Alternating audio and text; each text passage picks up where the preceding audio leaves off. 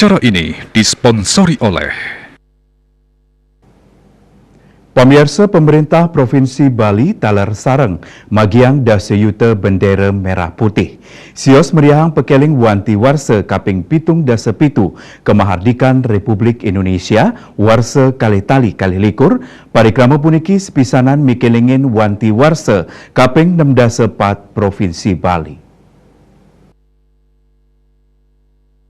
Dasaan anggota Badan Kesatuan Bangsa dan Politik Provinsi Bali kepimpin Kepala Badan Kasbagpol Dewa Putu Mantere magiang bendera merah putih ring jalan bypass Ngurah Rai, pamekas ring Catus Pate KFC Desa Sanur Denpasar Selatan ring tanggal dasa Agustus.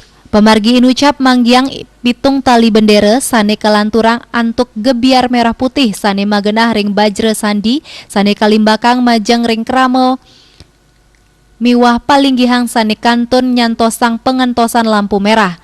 Panglimbakang bendera merah putih puniki pinake ngelantur instruksi Presiden ngelintangin surat Menteri Dalam Negeri Republik Indonesia.